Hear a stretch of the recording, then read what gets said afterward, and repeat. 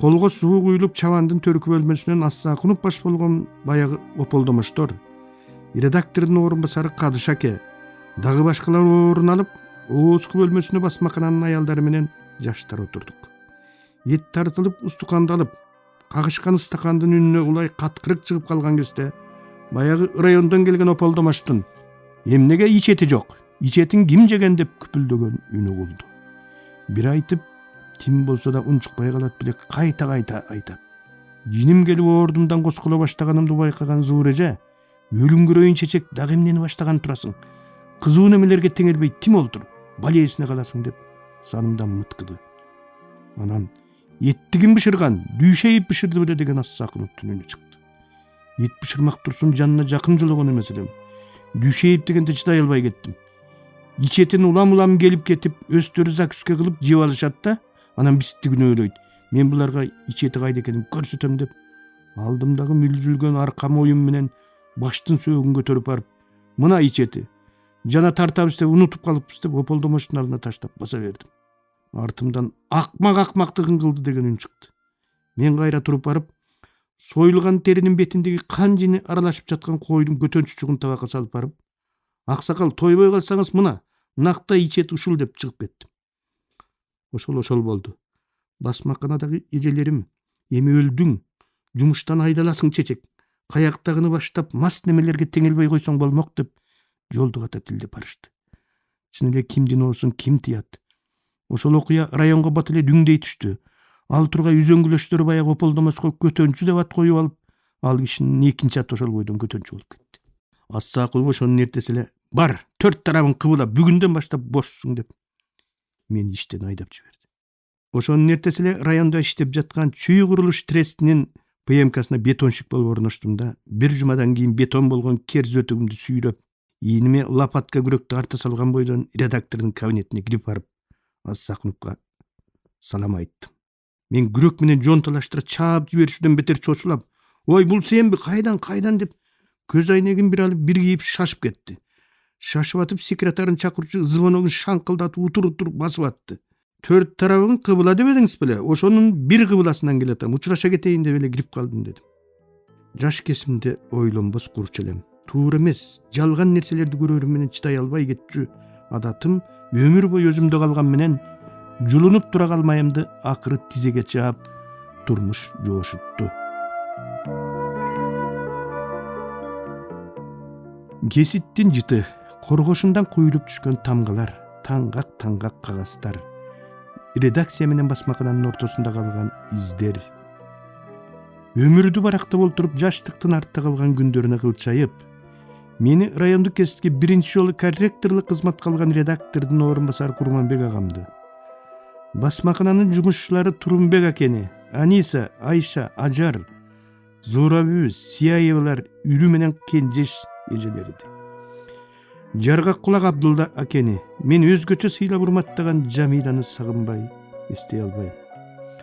Токтогул, Калыгул, Кубатбек, Аскарбек, Тынчтык, Турдалы, Карымшак, Асанкадыр, Бейшенбек, Нарымбек, Турдалы, Чупу редакторубуздун уулу Турат болуп убагында эмнелерди гана кылды.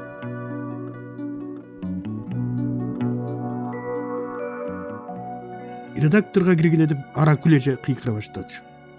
Аракүл машинистке аял. Ак көңүлү кармаса жазганыңды шакылдатып басып бере салып, каражыны кармаганда барагыңды тең ортосунан айырып туруп ыргытып иймей адаты бар эле. Жумушчу 5 күндүн така 2 күнү ушул эжекебиздин кирип турган күнү. Биз тургай Ассакуновдон бери каргап иштеп, керек болсо партшколдон андан мурда бүткөнүн. Аны менен чогуу окугандар скада олтурганын кайра какшап, бирок партшколду бүтүп алып, өзү эмне себептен райондо машинистке болуп калганын айтпай, жидеп кулакка жат болуп бүткөн өмүр баянын төгүп чачып, түк басылбай 1 саатка дейре буркан шаркан түшөр эле. Ошол Аракүл эже бизди бир ирет редакторго жыйнап кирди. Күн тартибиндеги маселе бирөө. Мындан кийин манту жегениңерди токтоткула деди Ассакунов. Дайыма эттери көлкүлдөп шип турган көздөрүнө кийип жүрчү көз айнегин оңдоштуруп атып. Качан болсо эле манту жеп пияз жыттанып сасып жүрөсүңөр.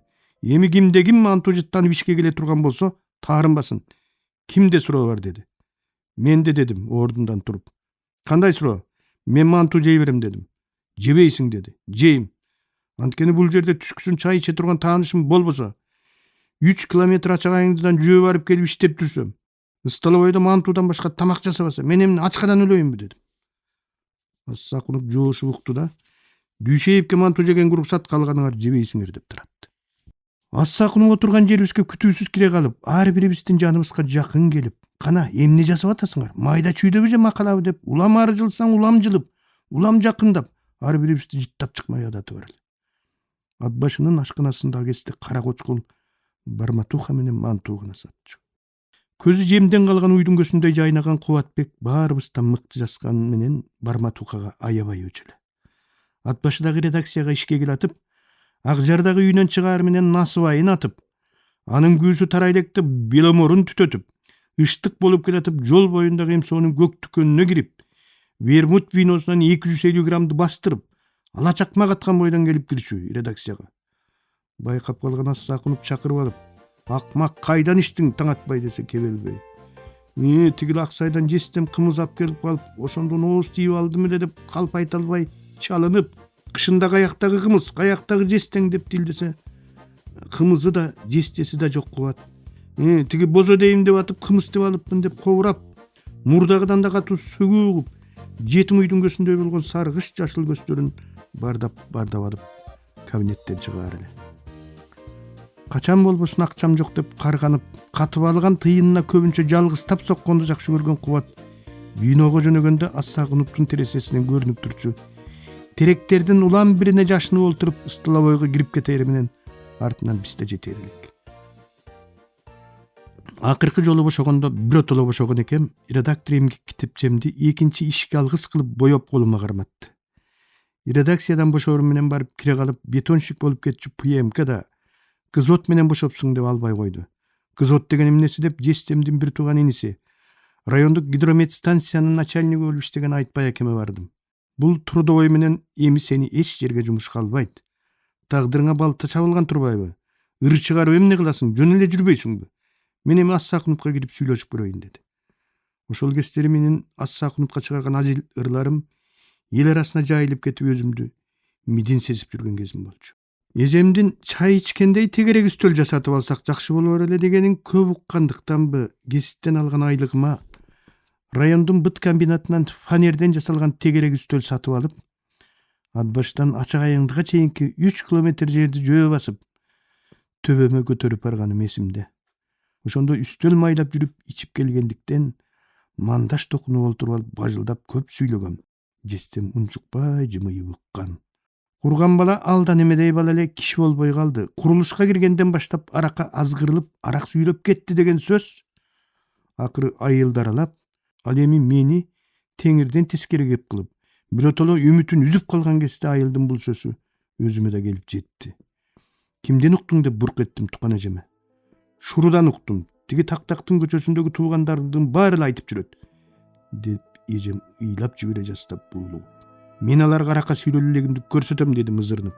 Эртеси таң атпай айып менен магышты ээрчитип, дүкөндөн 2 бөтөлкө зомгара сатып алып, бирин үчөөлөп бөлө тартып, экинчи бөтөлкөнүн мойнуна жип байлап, колдоруна чыбык карматып экөөнү айдатып алып, айылдын узун туура кеткен көчөлөрүнүн улам бирине түшүп, өйдө төмөн өткөн кишилерди көз килбей, көз килмек тургай так ошолор көрсө экен деп аркы терки сүйлөп жүрдүм.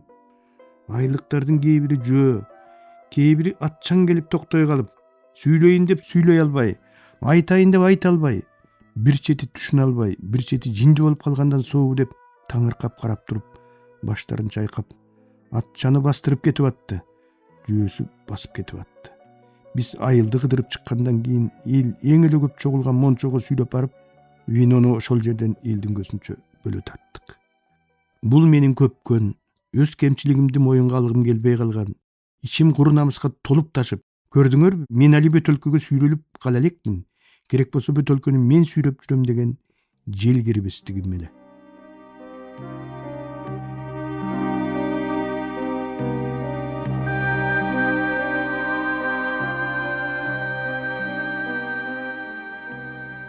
Классташтарым биринин артынан бири окуусун бүтүрүп келе баштады. Жусуп политехти бүтүп, чүрөктөй болгон ырыс күлүнө үйлөнүп, облустук жол курулуш башкармасына башкы механик болуп орношту. Operada жүргөн дүйшөк артист болом деген оюнан айнып, Сапаргүл деген сулууга үйлөнүп, кайрадан тракторуна минди. Черикбай мугалим, бейшиналы топосчу болуп кетти. Шайыр менен Калича онду бүтөрү менен күйөөгө тийип алышты. Бейши менен Жаңылдын кайда кеткенин билбей калдым. Имаш айылды иштеп, сапан бир короо кой багып, алдыңкы чабан атыгып сүрөтү райондук гезитке чыга баштады. Раматылык Асыкбай агай, Кеңеш алынын ректорунан кат келиптир. Ушундай баланы тарбиялаган ата-энесине рахмат деп жазыптыр деп жетин албай, көчөдөн эле жолуккан кишиге ректораттан келген катты көрсөтүп кубанып жүрдү. Кеңеш алы ошол кезде Ленинграддагы финансы институтун жалаң 5 менен окуп жаткан. Мектеп директорунун кыздары Айнагүл менен Дамира Жемпетти бүтүп келишти. Сабира окуусун бүтүп нарында иштеп жатыптыр деп уктум. Айтор менден башкалардын баары эле таалайларын таап жатты. Мен гана кечээ эле чогуу өскөн, чогуу окуган классташтарыма жакын жологондон корунуп, алар каникулга келе калса жолуккандан качып, тагдырыма таарынып, канаттарын кырккан куштай өксүп, кеч калган бактымды кайдан табарымды билбей, эми өмүр бою колхоздо каларымды ойлогондо ичимден кан өтүп, сыздап турдум. 1 жылда билинбей өтүп кетти. Ошондо айылдан биротоло көз көргүс, кулак уккус жактарга кетким келди. Ошол жылдары Совет мамлекети Сибирдеги Байкал-Амур магистралынын курулушун баштаган кез болчу. Окус окууга өтпөй калсам ошол БАМга чейин кирип кетмекчи болуп, баарын жыйыштырып, энемден калган эстеликтей болгон жалгыз үйдү 300 рубльга сатып, жол кире кылдым да Кыргыз мамлекеттик университетинин журналистика бөлүмүнө келип документ тапшырдым. Менден кичүү балдар өтүп кетип, мен кулап жыгылдым. Анан райондук гезиттеги жазгандарымды көтөрүп алып, ректорго кирдим. Эгер ошол кезде ректор Салмабек Табышалиевдин кең пейилдиги болбогондо, балким тактырым таптакыр башка нук менен кетет беле, ким билет. Ректор кол жазмам тиркелген папканын ичиндегилерди барактап чыкты да, кабыл алынгандарды каттап олтурган орус айылга кайрылып, «Зачислить студентом» деди. Сүйүнгөнүмдү сураба. Табышалиевден мен өңдүүлөрдүн бири студент, бири кандидат болуп кубанып чыгып атты. Дароо эле деканатка барып окуу өткөнүмдү айттым. Эртең саат 9-да жумушчу кийим менен деканатта болуңуз деди. Жакшы кийинген кыз. Эртеси 3 бала университеттин айланасын тазалап жүрдүк. Анын эртеси баягы балдардын бири келбей койду. Анын эртеси дагы бири келбей, ошол бойдо мен жалгыз таш терип калдым. 2 күндөн кийин терериге таш да калбай калды. Күндө келем, бирок келдиңби дегенде, кеттиңби дегенде жан жок. Акыры Тажаганда Тянь-Шандын оттугунда айыл чарба жумушунда жүргөн курсташтарыма барып кошулайын деп жөнөп кеттим. Филфакта окуган жылдары майып кыздарды аябай аячумун. Балдар жалаң өңдүү түстүү кыздарга качырып, майыптарды бийге да, башкага да чакырбай, алардын телмирип терезеден тиктеп турганын көргөндө жүрөгүм тилинип кетчү. Эптеп бир шылтоо таап сүйлөшсөм, колуман келбесе сөзүм менен болсо да жардам берсем деп тилер элем. Стипендиям тийген күндөрү винодон ашкан акчама ошондой кыздарга шоколад, батончик сатып берип, берерге эчтемкем калбай калганда колумдагы саатымды чечип карматар элем. Мен аябай жакшы көргөн иним, кийин үй бүлөбүз менен артисттердин жатаканасында чогуу жашаган атактуу Фарида деген ырына сөз жазып берип, ушул күнгө дейре асыл жары сүйүнөкөнүн ыраазылыгын угуп келаткан Кайгымыңдын ырыт сары аталган таланттуу актер. Komşulaş ayıldan gezikken, Konguda yönümdü yeşitken, Borolo gir albay boştosu, Kol boluna al çelen meşikten, Borolo gir albay boştosu, Kol boluna al çelen meşikten. Мыкты обончу, жакшы санаалаш жаны курбу иним Асылбек Өзбековдун классташы Кадыркул менен Россиянын Ярославль облусунда курулуш отрядында жүрүп таанышкам.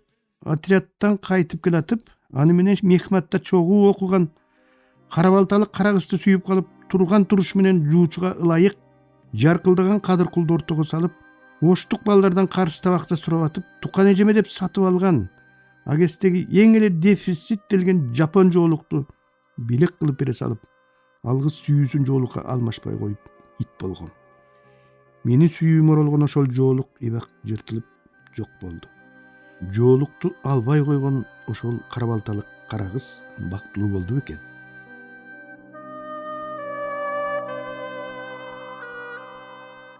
Жумшак ичкендер менен жумшак ичтим. Эң азабы Нуралыны виного үйрөтө албай жаман болдум. Нуке, мунун зыяны жок. Баягы сиңдиси мага алып берем деген нарындагы быраш жеңем киши деген анда санда иче калып жүрбөсө ичиндеги микробу өлбөй калып оорукчан болуп калат. Арак иштеги микробтордон тазалап турат деп айткан. Жүрөгүң айнып турса ыстаканды караба, көзүңдү жууп туруп тартып жибер. Такыр ачуурканба, ачууркансаң кузу ийесиң. Кана муну карабай туруп алып жиберчи. Эптеп биринчисин алып жиберсең, андан кийинкиси оңой эле. Биринин артынан бири кете берет өзү эле. Анан көнүп кеткенден кийин жыргал деп алды артына түшүп атып течкиликке көндүрө албай койдум. Ичпей койгонуна кадимкидей таарынып, аны менен 2-3 күнгө чейин сүйлөшпөй калаар элем. Катуу ичкендер менен катуу ичтим. Ал досум менден башка студенттерге кыямат салып жибермей баратпай аракейип болду. Аны менен тамашалашканда сага атты да, атаңдын атын да баратпайбы арака деп биз каалагандай коюп берген Кудайга 1000 мертебе ыраазылык айтсак да астык кылат Бакенбай дечилек. Баратбайдын колу ак жайдын күнү да таш болуп мустап турганына карабастан жүрөгү ысык, жакшы көргөн досунан эч нерсесин аябаган жан. Экөөбүз 1-курстан кол кармаштык. Ошол бойдон келатабыз. Кезинде хулигандыгы менен бүтүндөй Кыргызстанга даңкы чыккан Прижевальскийни чаңдатып келген Бакенге Шакен кантип жагып калганын билбейм. Таанышкан күндөн тартып эле дампалаңдап аны ээрчип кеттим. Үйүнө жата калып да жүрдүм. Жашыбыз тең болгон менен анын бир артыкчылыгы 1-курстан эле үйлөнүп алган. Шаарда үйү бар, кашында Закү деген жары бар, колунда кайненеси бар, жонунда балдары бар, баарынан дагы маркстик стипендиясы бар студент болчу. Чогуу бараткандабы, военка окуп жүргөндөбү же студенттердин арасындабы мага бир аз эле кыйшык сүйлөп кыйгач карап койгондордун кичиги болобу, чоңу болобу барып туруп эле тумшуктан ары басып алчу. Мындай кылба да десем, өз ордун билип жүрсүн да салфетке дечү. Бир жолу военкадан орус группасында окуган уйгур бала такыр эле сөз жебей, орусча быдырап кая шайдып туруп алды эле. Баратбай кандай учуп жеткенин билбейм, жагын жанып аткан эме чалык чапкандай кулап түшүп, көз айнеги ыргып кетти. Кадимки эле Өмүрбек Текебаев эстелигин койдурган Павлюк да ошол военкада кыргыздарды шылдыңдап тийишкендиги үчүн Баратбайдан тумшука жеп мурду канжылаган. Баратбай курулай мактангандарды, митайымдарды, куулангандарды атпай журт алдында апакай көрүнүп жалтылдаган жабык колтук арамзаларды, кубулуп турмас сымаптар менен куйтуңдамаларды жети желмогусундай жек көрчү. Азыр деле ошол бойдон калды. Мен мындайларды ичимден жек көрүп, кызуу келатканда алдымдан чыга калгандарын тилим менен талкалап жиберсем, Баратбай токтот булжыраганыңды деп түз эле муштум менен басчу. Баратбай Нуралынын ага арнап жазган бир мыкты ырын акмактар жөнүндө макала жазганда такай мисал кылаар эле. Нуралынын ошол ыры чындык деп аталат. Ар ким жаттап алып, өз акмагыңарга айтып жүрсөңөр куп гана жарашат. Мен да окуп берейин. Табигат берген сага кебетени, буржуйган буура булчуң жана мени, керилип муштай телең колуң кыска, келтирип сөгөт элең тилиң кыска, чырылдап чындык ыйлайт, мушта, мушта, маңдайга какчы кыйга тушта, мушта, аттиң деп, эрдиң тиштеп, айла жок чыдабаска, чырылдап чымчык болуп чындык ыйлайт, мушта, мушта, мурунга какчы кыйга тушта, мушта. Кой токтот, чуу салып муш көтөрүш кимге жакмак, а бирок маңдайыңда туратак.